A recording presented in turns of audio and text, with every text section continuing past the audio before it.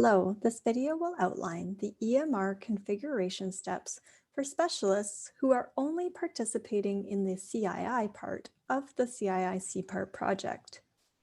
Providers who have panels should instead view the video called CII-CPAR Configuration and Setup Steps for Primary Care and Pediatric Clinics using TELUS PS Suite EMR.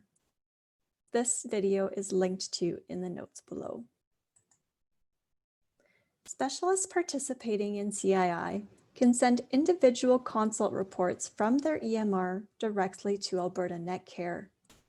They also have the option of sharing encounter information from specific EMR fields with Alberta Netcare. In order to share information through CII, a specialist must, first, be fully registered for CII.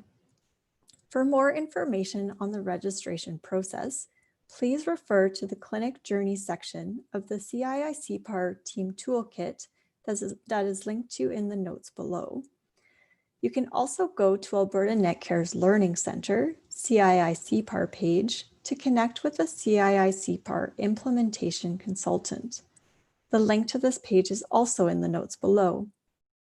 Second, if the specialist's clinic does not use TELUS Mobile, they must accept the terms and conditions for TELUS EMR Mobile. To do this, please refer to the PS Suite EMR Managing Mobile Access help file, which is linked to in the notes below.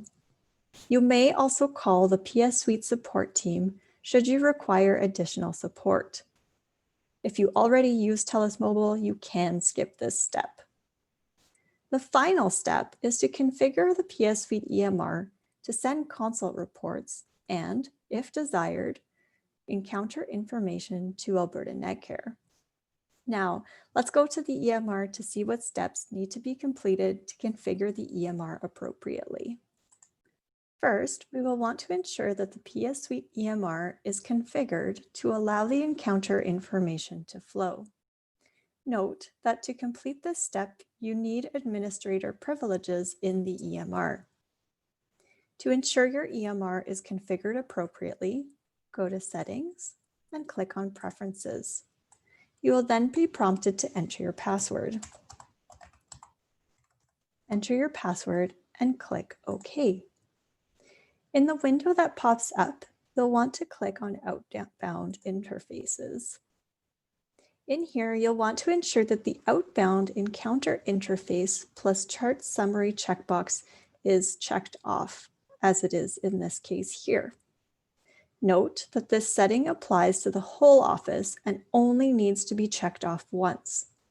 Once this is completed, click Save Changes down here. We next want to ensure that the patient's chart is not marked as private. To do this, go to Records and select the patient you are interested in. When in the patient's chart, go to Patient up here, and then click on Set Privacy Level for this patient. As long as the option All is selected in this window, the patient's information will flow to Alberta Netcare. It is also important to ensure that the encounter note or chart item itself is not marked as private. To see the privacy level for an encounter note, click anywhere in the encounter note. Then go to Patient and click Modify Note Privacy. In the new window that pops up, ensure that this checkbox called Make Note Private is not checked off and click OK. The next condition for encounter information to flow to Alberta Netcare is that the note containing the information must be marked as finished. This means that the encounter does not have a yellow bar next to it. You can mark an encounter as finished by right-clicking anywhere on the header and clicking Finish. As you can see here, the yellow bar has gone away, indicating that the encounter note is now finished. Please also note that any text that is free typed in the encounter note will not flow to Netcare. Lastly, you must ensure that blood pressures, heights, weights, and waist circumferences are entered into the visit note with the proper syntax. This means that they are entered with the same syntax required for them to be searchable in the EMR. For instance, blood pressure must be entered as BP colon.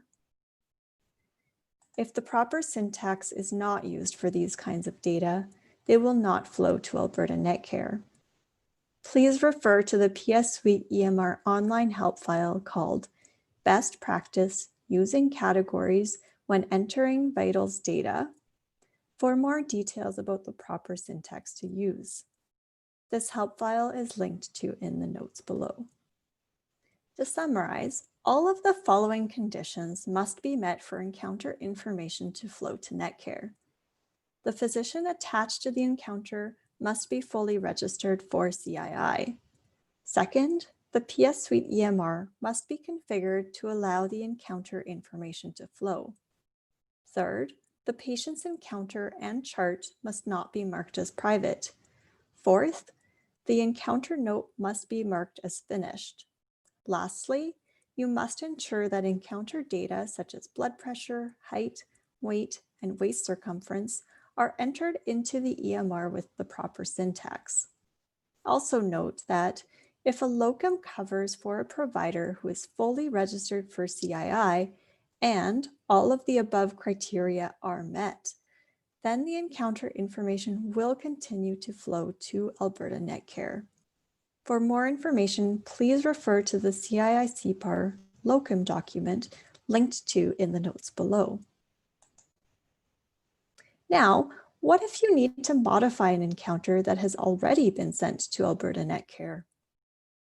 Anytime that you create a new visit note or modify or update a previous visit note, even if the visit note being modified was already sent to Alberta Netcare, the new encounter information will be sent to Alberta Netcare that night. As shown on this slide, when an encounter is modified after its information has already been sent to Alberta Netcare, the new information is sent to Alberta Netcare and the previous information remains in Netcare but with a strike through it. Now, hopefully you have the information you need to ensure that encounter information flows to Alberta Netcare. Should you require additional information, please refer to the resources shown here and linked to in the notes below.